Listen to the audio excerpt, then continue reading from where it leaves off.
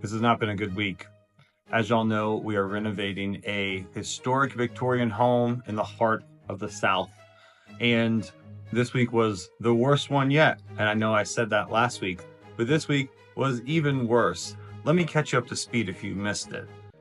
So we're about 60% through of this renovation, and things are not going according to plan.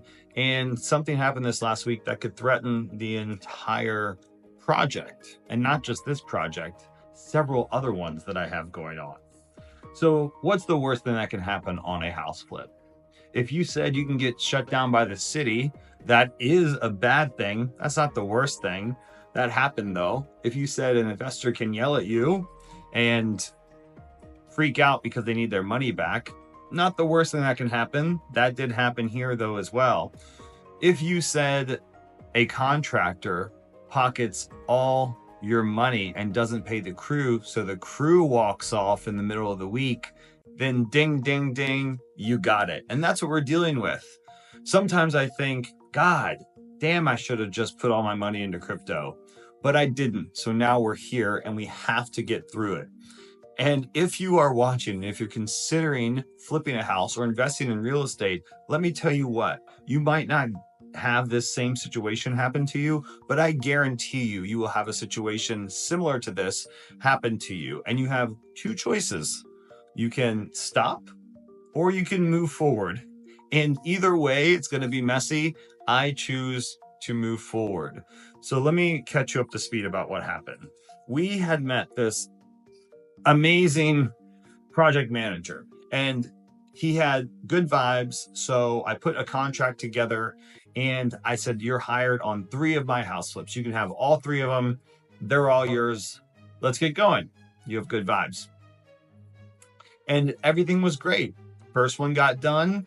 There was a mysterious $5,000 change order that he asked me to pay at the end of it. He said that the crew demanded it because there were some things that needed to be done. So they just went ahead and did it without consulting me. And I said, all right, that's fine. Don't let it happen again. It's in the contract where that's not supposed to happen, but it's fine. It's fine. Well, that was a mistake.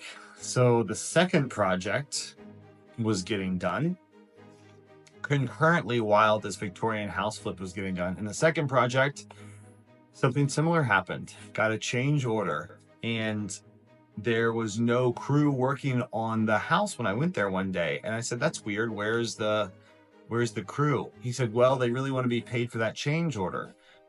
And I said, we just talked about this on the last house. The change orders are supposed to be submitted in writing, and I didn't even have any change orders. So what are you talking about? And he said, well, let me try to do something for you. Let me try to, I'm in this for a long haul. I love you. Like we're so close. We're so dope. I'll try to make something work. And then the next day there's a crew there and it got finished up. And I didn't even think twice about it because we have so many other things going on, which I'm going to get to on the rest of this video because there is some exciting stuff that we do have happening if we can make it through this BS. So then the big project, the one that I'm vlogging about, the one I'm taking you behind the scenes and showing you what it's really like to flip a house, that one started to be our main focus. And I paid him on two draws. So I've paid him, I believe, something like 75K so far. And then I show up one day and the workers are not there anymore. And I said, where are the crew? And he said, well, you're not paying for the change orders. So they walked off. So they walked off for my change orders. What change orders are we talking about? He said, well, you wanted 2 archways. And I said, how much is an archway? And he's like, well, going to be a couple grand. I said, like, I'm pretty sure an archway is about $500 a piece because you just saw off drywall and make it an arch. And he said, no, they need, 5-10 grand to show back up and get going. But I'm going to find you another crew because, they were hard to work with. Turns out the other crew had kept on calling me and told me, I finally picked up because I don't like to get in the way of those things. If I hire a project manager and he has a crew, that's not my crew. So I'm not going to jump in and, start hiring them in the backside. You know what I mean? So the crew was calling me this whole time. So I finally picked up and I was like, guys, what happened? Where are you? We've only been paid $25,000. And I was like, well, that's a big damn problem because I paid $75,000. And of course they don't trust me. Why would they trust me? They don't have, no one's giving them any money and they think it's me because that's what this project manager has said. So I said, all right, well, I paid by credit card. I paid by Square, the project manager, which is kind of amazing that you can do that. I almost hate to get rid of them just because that's such a benefit, because I've gotten like 200,000 credit card points in like the last month and a half. Anyway, so I said, look at all these transactions I paid to this guy through Square. And the crew said, oh my God, look at all the Venmos that he sent.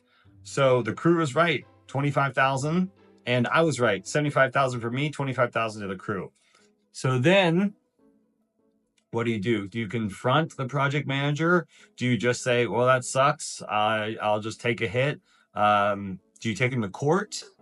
9 times out of 10, court is just too long and takes too many resources. And by the time you fight it out in court for a year, you could have done 17 more projects, So it's usually not worth it, in my opinion.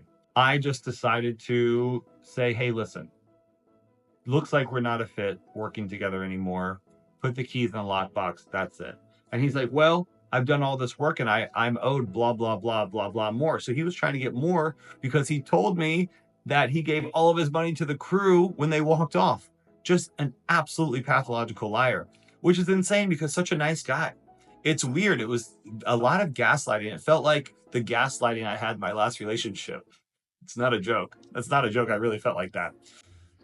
So that's a problem. And what else is a problem with that whole thing is that I had already paid him to get the repair request done on other house flips that I had to sell. So a repair request comes in when a buyer is buying a house from you and they give you a long list of repairs. And I had already paid this guy to do all the repairs. So then I had 3 houses that had probably $15,000 of repairs that I have paid for and have not gotten done, which means that those house closings were delayed, which means my ass was getting yelled at by all my investors because they want their money, as they should. They deserve it, So this has been a week. It's been a week. On top of all that, you have to go look for your next projects because I have 3 of them closing eventually. And you still have to be on the lookout, which is such a mind fuck when you're in this business, because you can have the worst week ever. You can have absolutely no money. You can be losing $50,000, $60,000 from a bad project manager. And you still have to keep on going. So it sucks, but it's also kind of invigorating if you just lock it in your head that you just got to keep on going. I guess that's the theme of this week. Keep on going. So I went to look at another house, and of course, buying a house is just as challenging as fixing one up. I'm so glad I'm filming this because something just happened that is a huge lesson in real estate. Let me tell you, so I was here and I was looking at the house, and then the neighbor from the other side of the house came up and introduced himself, and he said that he has property here for years and years and has like 3 rental houses now, and how he would be so careful and wouldn't touch the house I'm interested in with the 10-foot pole, and how he's an expert and he would still absolutely not do it. And I was walking to the house, he's like, let me come with you. And so he went inside and just picked apart every single thing. And granted, it's a terrible house, so he's not wrong. But what's probably really happening is, if I had to guess, is that he wants to add to his portfolio. So he was just really trying to scare me. And that happens all the time. When I first got into this business, I was very trusting. I'm still very trusting. That's why it's taken me so long to learn this lesson. Still very trusting. However, he was definitely out to get this property. He was like, I've been looking at it for a long time, and he's like, you have about $65,000-$70,000 into this, and it's just not worth it. He's like, they'd have to just give it away and give it away and give it away. And so I just play dumb, like I didn't know what I was talking about, and that I was new to this whole thing. He's like, do you have any experience? I was like, well, very limited, you know, experience hands-on with construction, which is true because I don't hands-on any of my construction, but I've done 115 houses by now, so I know what I'm talking about. But I still listened. I mean, anything he says was helpful information, but he just dialed up the drama, dialed up the theatrics, because the boy wants another rental property and he wants it for cheap. So, you know, can't hate the player, hate the game. Let's talk about numbers on that house. The guy wants 110 for it. There's probably, with a good crew, there's probably 35,000 into it. That puts you at like 145. And then the comps are maybe like 185. So kind of a tight deal for sure. I'm thinking the best thing to do would be to put paint and floors in it and then basically just do $10,000-$15,000 worth of rehab on it and then go and sell it for like 160, 165. So this new project is exciting. I'm going to take you behind the scenes on that too. The new project we are going to buy for $100,000. We are going to hopefully put 25,000 into it, and then we're going to sell it for 195. So I'm going to go look at that today. The tenant is officially out. Now we get to see the extent of the damage.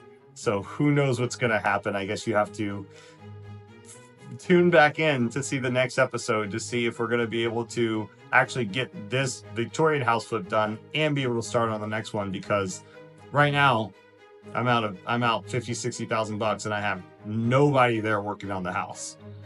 Bullshit.